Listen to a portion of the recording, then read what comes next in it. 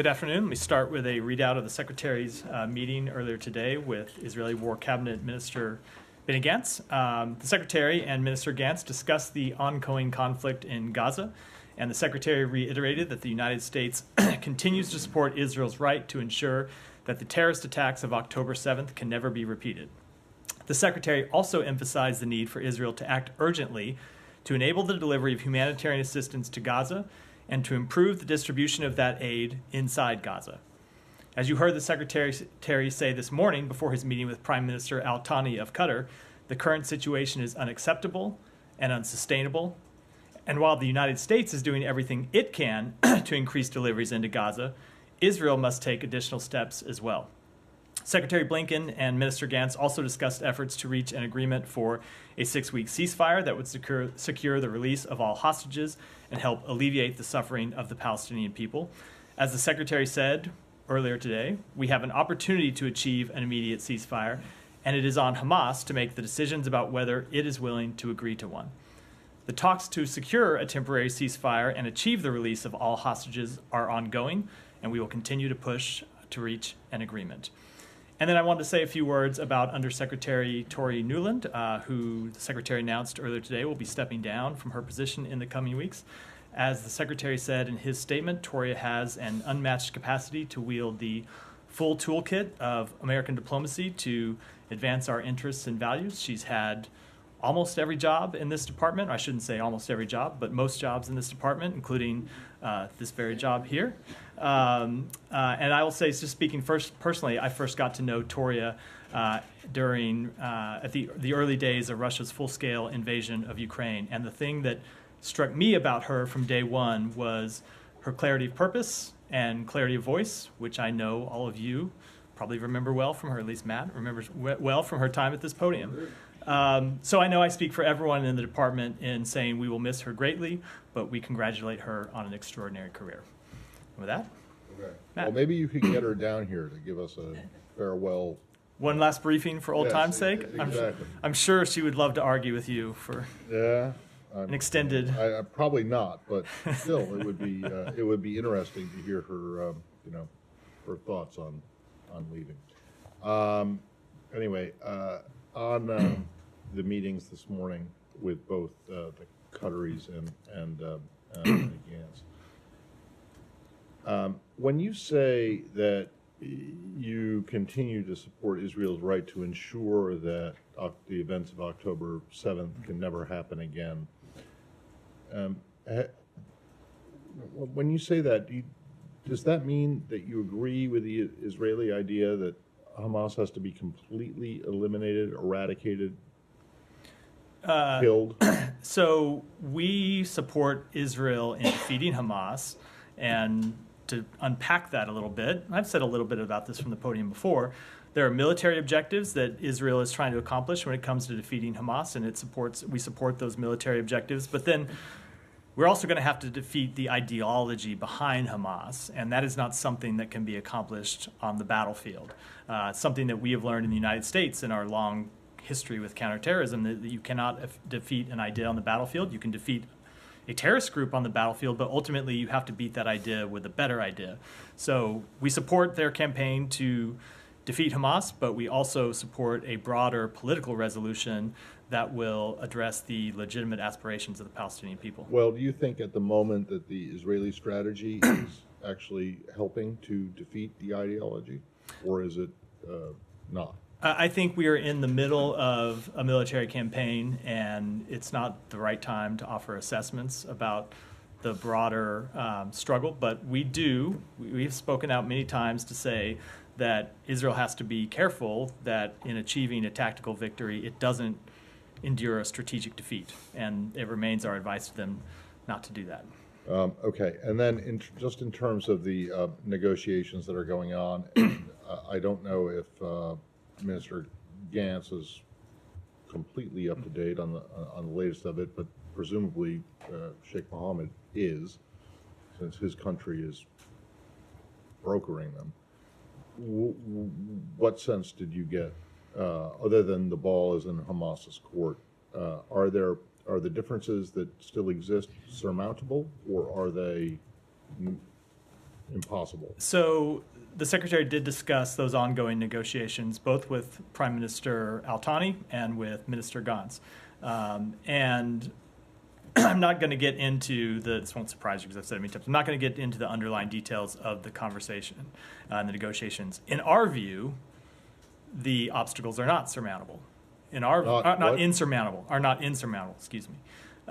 In our view, should be possible to reach an agreement. We think the proposal that Israel put on the table in consultation with the United States and with Qatar and Egypt is one that Hamas should agree to. And it's one that would alleviate the suffering of the Palestinian people and bring about an immediate ceasefire for 6 weeks. And so we think that agreement can be reached. But as I said, and as you heard the secretary say, ultimately Hamas has to make decisions as well. Okay, and this will be my last one. But when you say the obstacles, in your view, the obstacles are not insurmountable.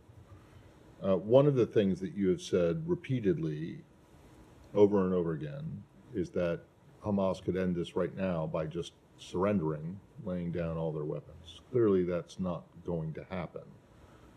So is that not an obstacle that you are putting into the calculus now? I think we're a little bit conflating two things. They could end this entire conflict, right? We don't need a temporary ceasefire. Hamas would lay down their weapons and stop fighting. You could have a permanent ceasefire because Israel would have accomplished its military objectives. With respect to the temporary ceasefire that we are trying to achieve, we very much think that an agreement is reachable. So you don't think that Hamas has to lay down its weapons and surrender in order to get a temporary? To get a temporary ceasefire, no. Obviously, we would support them laying down their weapons and reaching ending this conflict. But that is not what we're that is not what we're discussing with respect to a 6-week ceasefire. Thank you. Yeah, just some comments in the past couple of hours. One by Hamas saying that this negotiations can't last indefinitely, and then the President Biden saying that it's dangerous not to have a ceasefire in place by Ramadan. Is there a sense that the clock is ticking for this? That I know you say that's as soon as possible, but is there a sense that this is basically not necessarily now or never, but that we really need to get it before Ramadan? I would not put it that way. The clock is always ticking, but the clock is not ticking because of in my view, because of Ramadan coming up. The clock is ticking because every day people are suffering. Innocent Palestinians are suffering, and the hostages are suffering. So the clock is always ticking because we want to end that suffering of both hostages and innocent Palestinians as soon as possible. And so we would like to have gotten an agreement last week. We would like to get an agreement today. We would like to get an agreement by Ramadan or even before that. So the clock is really not related to Ramadan, but related to the ongoing suffering that we are trying to bring to a close. Come to the humanitarian situation, which you described as unacceptable and unsustainable. Your colleague John Kirby yesterday in a briefing talked about. I was asked about what's preventing more aid from getting into Gaza. Talked about there have been some inorganic obstacles thrown up. Inorganic obstacles thrown up in some cases by members of the Israeli cabinet that have made it hard to get aid in. What are those what are the obstacles specifically that he's talking about there? So I'm not going to, I will let him speak to what he was speaking to, but I will say some of the obstacles that we have seen from the Israeli political establishment. You have seen ministers in the Israeli government block the release of flour from the port at Ashdod. You have seen ministers of the Israeli government supporting protests that blocked aid from going in to Kerem Shalom. So all of those things are obstacles coming from ministers inside the Israeli government that we have called out, that we have said are unacceptable, and that we have said should end. Does that include the refusal to open the Erez crossing or another crossing in the north? We want to see another crossing open, and it's something we're engaged with quite directly with the Israeli government, and that includes in the conversation that the Secretary had with Minister Gantz today. He was quite direct and quite frank about the seriousness of the situation on the ground and the fact that it is incumbent on everyone involved to do more to get aid in urgently, as soon as possible. I want to ask about how this relates to the Foreign Assistance Act, 1961, I believe. That has a part of the act that basically says no assistance shall be furnished to countries that prohibit or otherwise restrict the transport delivery of U.S. humanitarian assistance. Is Israel in breach of that?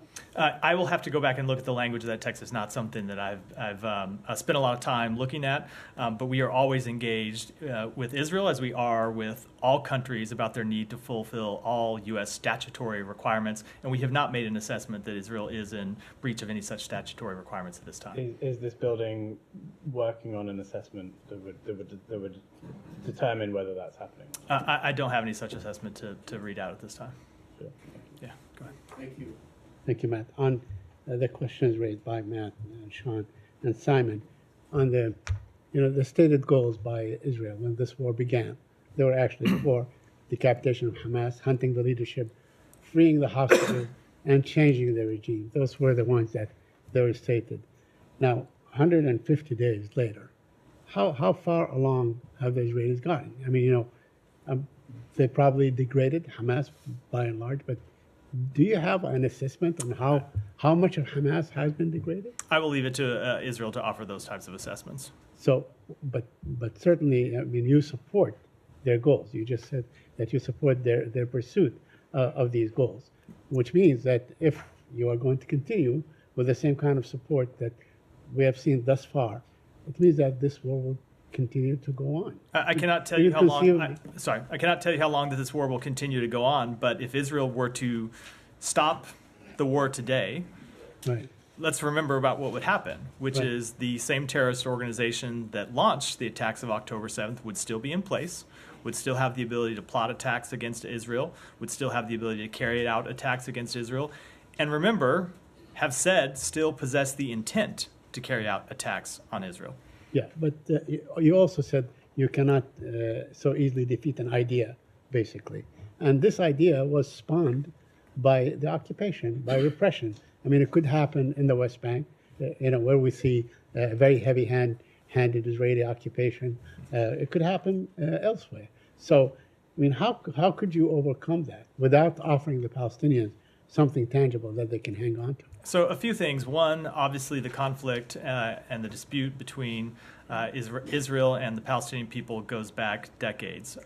Two, there's nothing in that conflict, nothing in the months, years, decades leading up to October 7th that justified the violence of October 7th.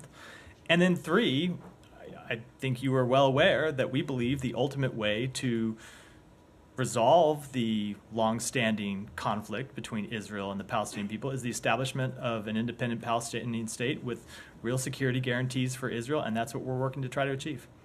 If you allow me just a couple more. By the way, on the aid, can you update us on the whereabouts of Mr. David Satterfield and what is he doing? I don't know where he is today. I haven't talked to him today. All right. I wanted to ask you about UNRWA. I mean, I asked yesterday, but if I know that the U.S. is trying to encourage other donors to be generous and so on, but thus far there is no, has there been any clarification on where you stand as far as the investigation that is ongoing, or when are you likely to resume So the aid? So there has been no change in our status since you asked me the same question yesterday, That's right. which is Right. both of the investigations that the United Nations are conducting are ongoing, and we are not able to make a change in our status, or not able to make either an underlying factual assessment or determine how that factual assessment would affect our status until those investigations are completed, which they, because, as of yet, are not. I know I asked about this yesterday, but millions of Palestinians depend on UNRWA aid daily, every day. I mean, they don't wait for policies to be investigated and so on and so on. They still need it, and these people are, by and large, they are in dire need. And we fully agree with that. As you've said, as you've heard me say many times, you've heard the Secretary say, we support the work of UNRWA. And while we are exploring other options to get food assistance into the Palestinian people while our funding of UNRWA is paused, we are also in conversations with other international partners about the ways that they can fill gaps. Remember, our funding that we suspended, we weren't due for another large payment until June. That's still several months away. So we are working to do everything we can to make sure that the delivery of humanitarian assistance into Gaza, and then the really important role that UNRWA plays in ensuring that that aid is distributed inside Gaza, can continue, and in fact not just continue but be improved. Thank you. Go ahead. A couple of questions. Hungary finally signed the ratification for Sweden's membership. Do you expect depositing the instrument of ratification this week? So we have not yet received the instrument. It was just signed this morning. We do expect it to be delivered to Washington in the coming days, and for Sweden's accession to NATO to be completed. But I don't have exact timing to provide today. On that line, there are reports that Prime Minister Orban will meet with former President Trump in Mar-a-Lago this week. Do you have any concern about that? I don't have any comment on the Prime Minister's Thank you. reported Moving meetings. to Ukraine, if I may. May I get your thoughts on the ICC arrest warrant today for Russian military commanders? Yeah, so we have seen the news that the ICC issued arrest warrants for Sergei Kobyach and Viktor Sokolov for alleged war crimes and crimes against humanity. The United States supports a range of international investigations into Russia's atrocities in Ukraine, including the one conducted by the ICC, but we do not weigh in on each decision and development as part of those investigations. And separately, have you seen so-called Medvedev map on social media? What did you make of it? I think I saw a tweet related to it. I didn't look at the map, so I don't have a comment on it unless you'd like to enlighten me about what it shows. I can imagine. And finally, you start off with Secretary Toria. Just want to remind you that she, last month, she was in Kyiv, and she made a statement saying that 2024 will bring certain solid successes on the battlefield. And she said, I'm quoting, Putin is going to get some nice surprises on the battlefield. Do you share that sentiment? I do. I do. We believe that Ukraine has a plan that they can execute to achieve victories on the battlefield. We've seen them having victories on the battlefield, most recently in the Black Sea, where in the last 24 hours they sunk another Russian ship. So we do believe that they have some surprises in store, and we look forward to seeing the results. Thank you. Go ahead, Tom. On the Benny Gantz visit, the Israeli press, Israel Hayom, Israel Today, their diplomatic correspondent, writing about the visit, saying that Mr. Gantz explained to government officials that in order to remove from Hamas the civilian capabilities in Gaza, it is better that there be a certain period of chaos in the Gaza Strip. First of all, has Mr. Gantz said that to American officials? I'm not going to, as per general rule, will not speak to what other officials said. What's your assessment, though, of that contention that, because the Israelis have made it clear they want the complete elimination of Hamas, that includes its role in the civilian administration of Gaza.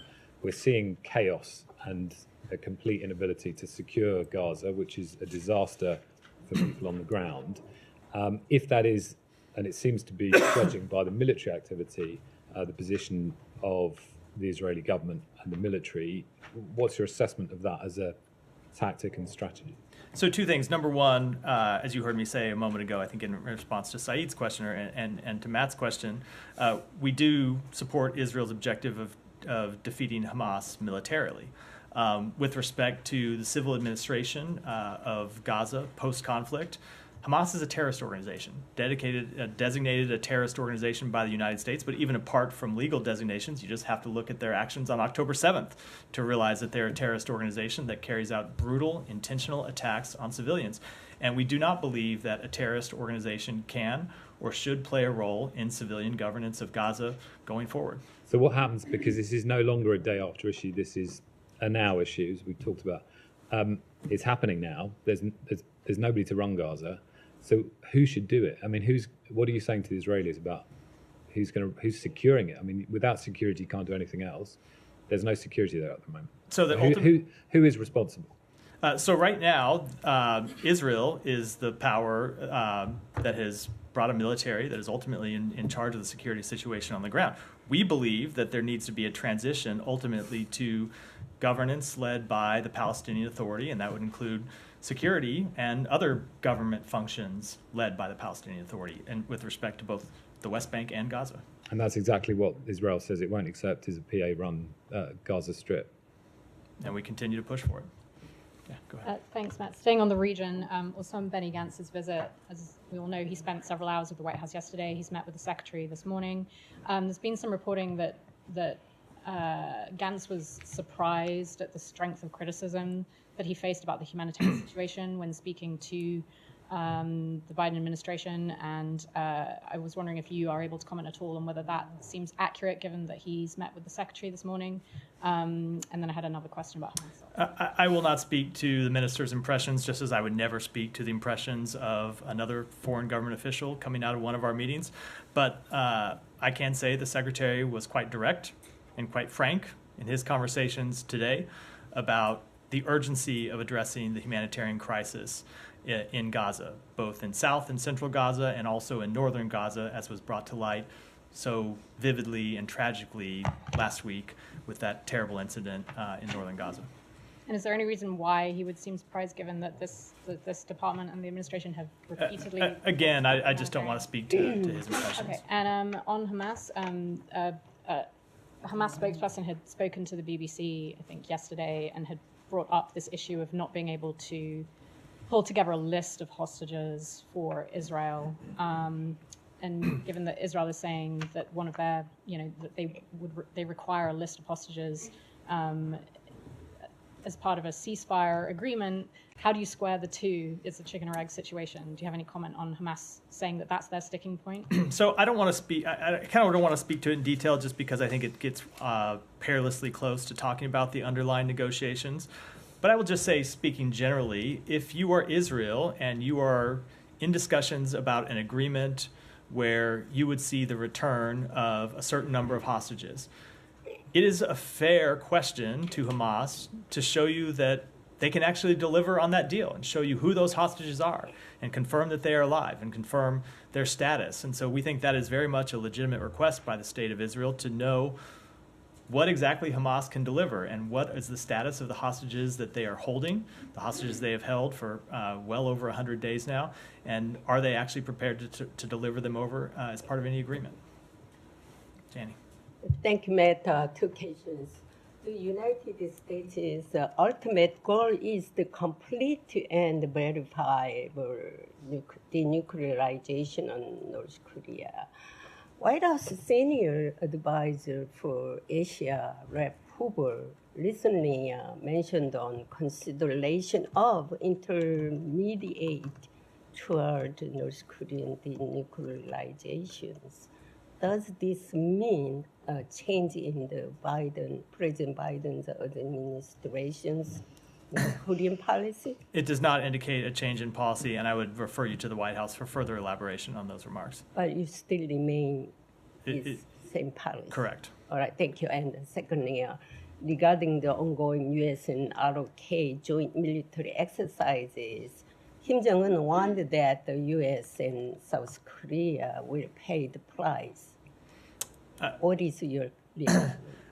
It is obviously not the first time we've seen inflammatory rhetoric by North Korean officials, not at all surprising, even though it is unfortunate. I will say that only thing I will say is that we will continue to stand with our South Korean ally. Go ahead. Thank you. Yeah, go ahead. Thank you. We know that Turkish Foreign Minister Hakan Fidan will be in Washington tomorrow. And the U.S. Army is building 3 155mm projectile metal part lines in Texas. And the contract was awarded to General Dynamics, whose subcontractors include Turkish defense industry corporations, according to Pentagon. My question is on a very technical legal angle, actually. And does any agreement with Turks allow the U.S. to pass on these rounds to third-party countries such as Israel? Did or can Turks place a condition to prevent such a transfer of this artillery once they are in the U.S. talks? Is any discussion on this matter expected tomorrow? I would defer that question to my colleagues at the Pentagon. I did that actually. As it relates to a U.S. military contract. It's just not something we would speak to from here.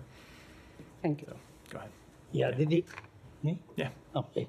Did you get any promising answer from Israel regarding opening more crossing points? It continues to be a matter that we have pressed to them is important, and important that these crossings be opened urgently, immediately.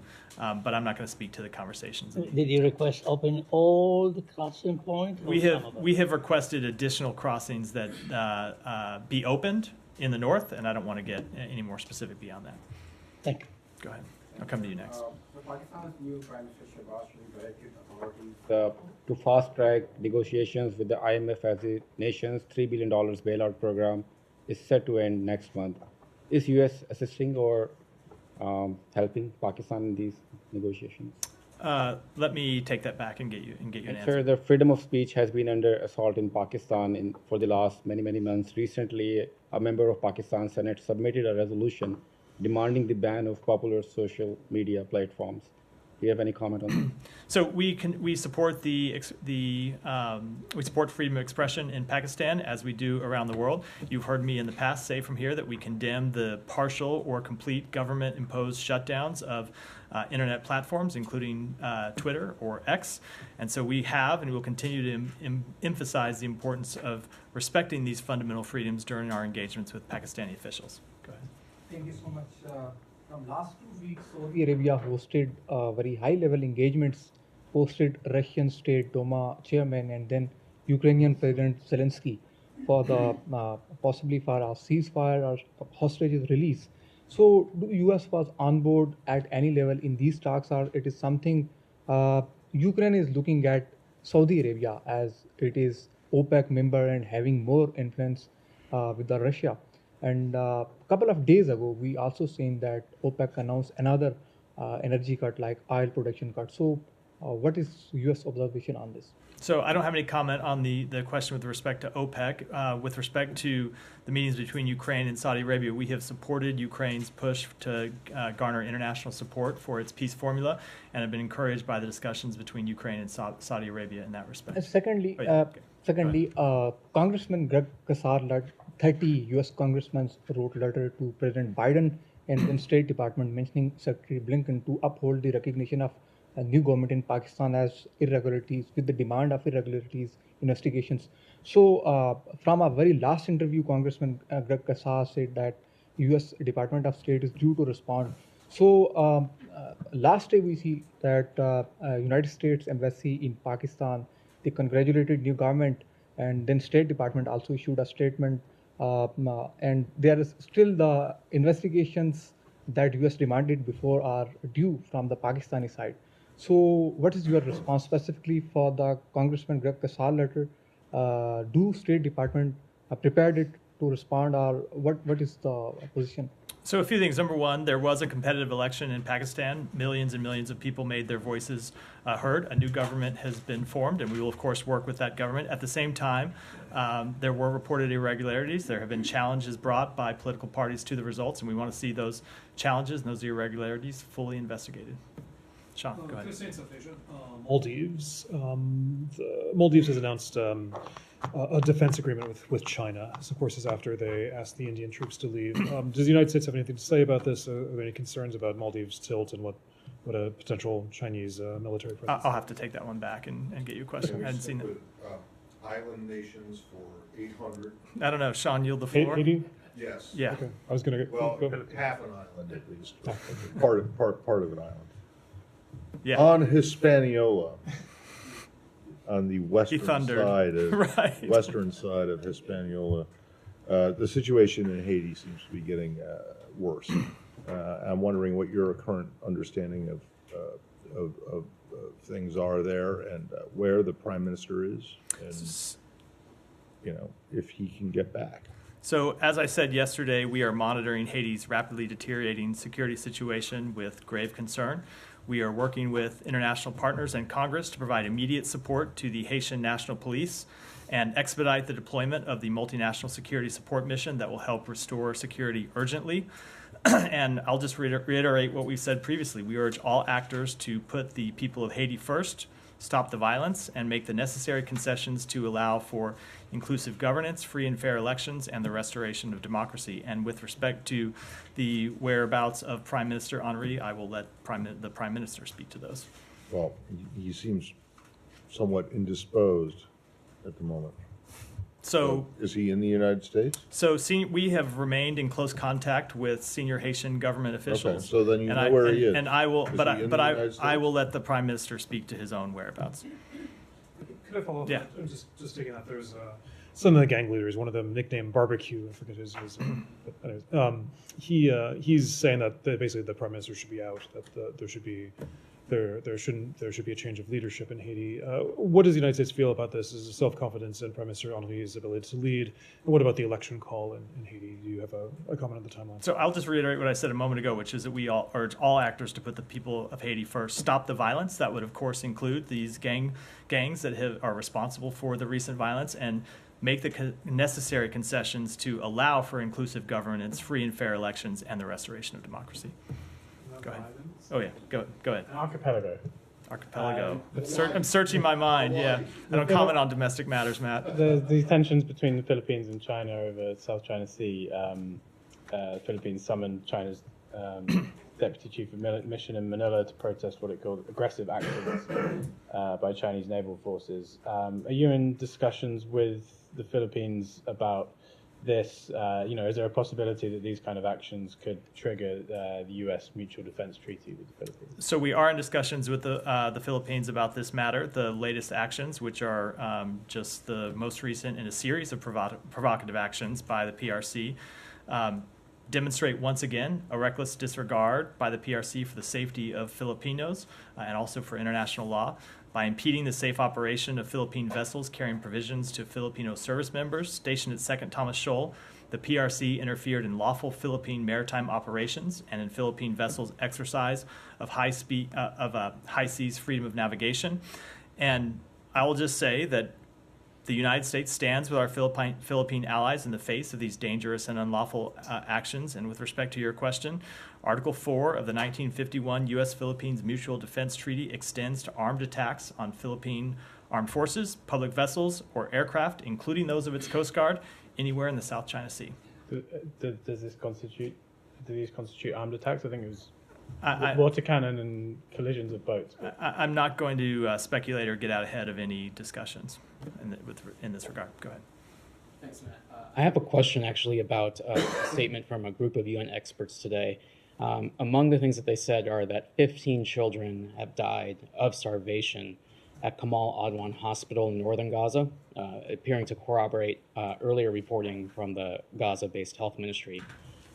Does the administration hold Israel responsible for these deaths? And I'll have a follow-up. So the situation, thank you for announcing your follow-up at the beginning. The situation is clearly horrific in Gaza. I spoke to this somewhat yesterday when I said that there are far too many families, and you can see it when you looked at this video last week of these people running out at 4:30 in the morning to try to storm a convoy because they don't know where their next meal is going to come from. And I think there are far too many families, parents, and I feel this acutely, as I'm sure a number of people in this room who are parents do. Parents don't know if they're going to be able to feed their children or when they're going to feed their children. And I'm sure there are many parents who are skipping meals to take what limited food they have and give it to their children. So the deaths of any children are unacceptable. And we have made that clear to the government of Israel. And when it comes to responsibility, look, Hamas obviously is responsible for starting this war and hiding behind human shields and using civilians as a tool in this conflict. But Israel needs to do more to ensure that food gets in to address the very real, dire humanitarian needs of the Palestinian people. Well, those same experts in that statement said, and I'm going to quote here, Israel systematically denies and restricts the entry of humanitarian aid into Gaza by intercepting deliveries at checkpoints, bombing humanitarian convoys, and shooting at civilians seeking humanitarian assistance. Is that an assessment with which you agree? So Israel is letting humanitarian assistance go in through checkpoints. I don't think anyone would dispute that. Do they need to let more go in? Yes, absolutely they do. Do they need to do more to deconflict to ensure that people who are trying to get access to food and water? Yes, of course they do. And that's something we continue to be in conversations with them about. Thank you. Go ahead. I have two questions. The main goal, it seems like that eliminating Hamas from Gaza and destroying their ability to continue existing there. And as my colleague indicated, after 5 months, we have famine, starvation, 30,000 killed most of them kids and women. Do you believe that is a fair price for eliminating Hamas? Is my first question. No, and we do not want to see any civilian killed. We have made that absolutely clear. We want to see Israel do more to protect civilians. We want to see Israel do more to keep civilians out of harm's way. And we want to see them do more to allow humanitarian assistance to come in. So it's not fair price. So I think you look at I mean, you're looking at it the wrong way. There is no level of civilian deaths that are acceptable. Now, Israel's facing a difficult military situation because, as I said, Hamas continues to hide behind human shields. And Hamas launched this war knowing full scale the response that it would provoke and that humans would be put in the crossfire, and they did it anyway. Now, that doesn't alleviate Israel's burden. We don't want to see a single civilian killed, and Hamas not only could end this war by laying down its arms, Hamas could agree to a ceasefire today that would alleviate this suffering, and they have not agreed to do that. Okay. This leads to the second question. Yeah. Have you ever considered to let civilian people move from Gaza to Israel and have citizenship, like indigenous people, like same scenario in the USA, indigenous people move to their former occupied land and have a citizenship like indigenous people in the US historically, and they have a full citizenship. So they are civilian. You care about civilian. You have a very good, kind heart toward these kids and women and other civilian people. Why you don't let them move to the Israel and have a full citizenship and live as a... So what we have heard over and over again from leaders in the region, including from leaders of the Palestinian people, is that they do not want to see the forced displacement of Palestinian people from their homes. Go ahead. I want to go back to the hostage deal. You mentioned that the list that Israel is asking for is legitimate, and Hamas should provide that list for hostages. The question is this then the sticking point that is preventing the hostage deal from moving forward and getting finalized? I'm not going to get into underlying conversations and negotiations. But you agree with Israel that this list has to be provided. We agree that it's a legitimate request when you're in negotiation about the return of hostages to actually see a list of what hostages would return. Absolutely. But how can Hamas possibly provide that kind of list without having some sort of a ceasefire? Because those hostages are not with Hamas, not all of them at least. Some of them are with other factions. And there is a need for some sort of truce so that Hamas can basically search for them and find them. I think that is a question for Hamas, not for the United States. They took these hostages. Hold on. They took these hostages. They continue to hold them. If they continue to hold them, they must know where they are. Not all of them. This is clear. I mean, I have heard Hamas say that. But look, if they are going to be, you don't believe what Hamas no, let's say if they are going to be, if they are going to agree to a deal that would include the release of hostages, it is certainly a legitimate question for Israel to ask: which hostages are they agreeing to turn over? Go ahead. Thank you.